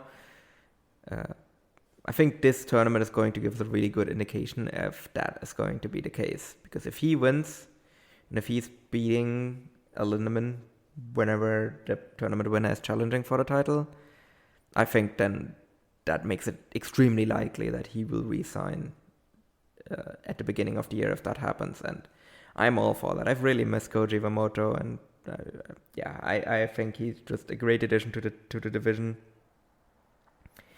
And if he beats a Lindemann, then you can have him carry the belt for a little bit. Like, for example, you can have him actually beat Atsuki and give Atsuki something to do, because that's something that he's lacking a little bit, because he's kind of overcome most of the roadblocks that have been put in his way, right? So that gives him something to overcome there. And then eventually he can lose it to Rising Hayato, and then Hayato can kind of get to the title that way. So, yeah, the other ones, I don't think anyone is really unreasonable of winning. Dan, obviously, he's been getting pushed a lot, but I see him moving up to heavyweight. Ryo Inoue, I would love to see Ryo Inoue win the tournament and challenge for the title, but again, he's another one. He has already challenged Lindemann for the title and lost. And he's still young. He's still really shortly into his career, so like you can take a bit more time to build him up a lot more. Sato just lost the title challenge, so it doesn't really make sense for him to win this. Doi is an interesting one, but again, they've already kind of like set up a title match. between the two, which is interesting because that's the first time we're actually going to have like a very direct like Dragon Gate versus Glade kind of title match, which hasn't really happened before. Could I see Doi win the title there? Maybe, but I mean, at this point, you've kind of carried on this element. Like I said, I don't think there's a lot of energy left here, but I think you can at least carry it on for as long as you can have like the tournament winner beat him. So, yeah, if that is the plan, then obviously, but even if Doi is actually like beating Lindemann and winning the title, it doesn't really make sense then for Doi to win this tournament. So I think he's pretty much out there. Abe, I mean, again, I love Abe, but he's still very much an outsider. So unless he is coming in more permanently, I don't think it makes a lot of sense to have him win this tournament either. Now, obviously, if he is winning though, that means that he is coming in on a more permanent basis. I'm all in favor of that, but again, it's less likely that he is coming in on a permanent basis than that Koji Iwamoto is coming in on a permanent basis. So yeah, to me, it still remains that I think there's 3 people that could potentially win this. It's Atsuki, it's Hayato, and it's Iwamoto. But yeah, even with the time limit though, I think this should be a really strong tournament because yeah, just all tremendous workers that are either really established or really hungry. So definitely something to be excited for in the future. That's really pretty much it. That's really everything I wanted to be talking about. So we will probably be recording at some point soon. It will likely be in around 2 weeks. I think it's the most likely one because that way we can talk about the All Japan tag title match as well as kind of the first kind of Monday night TV show from Noah. And then we can kind of preview kind of some of the upcoming stuff with the Triple Crown match and all of that. So you will definitely be able to hear from us again then. Hopefully at that time we will be able to record together. But you will definitely hear from us again. And well, you will get our thoughts on everything that has been happening in the wonderful world of Puro. So take care and until next time. Hi, my name is Tyler Fornes, and I am the co-host of The Good, the Bad, and the Hunky here on the Voice of Wrestling Podcasting Network. Every week, my co-host Fred Moreland and I discuss all the happenings of All Elite Wrestling and everything going on in the universe of Tony Khan. We talk about Dynamite, we talk about Rampage, and we will talk about Collision when the time comes as well, along with all the appearances outside of AEW from all the best talents in All Elite Wrestling. This is one of the more cohesive wrestling companies in the entire world, and we discuss every intricacy about it, including the unique booking of Tony Khan that is both a huge positive and a major detriment. Check us out every single Thursday here on the Voices of Wrestling Podcasting Network. Music. It's not just part of our daily lives, it's part of our wrestling fandom as well, and it has been for decades. That's where this show comes in. Music of the Mat, the podcast devoted exclusively to the music of pro wrestling, hosted by Andrew Rich. Hey, that's me. Each episode delivers a different topic with a variety of great guests, fun conversations, musical analysis, and of course, a heartfelt pun or two. New episodes drop every other Tuesday on Apple Podcasts, Google Podcasts, Spotify, or your podcast app of choice. Check out Music of the Mat only on the Voices of Wrestling Podcast Network.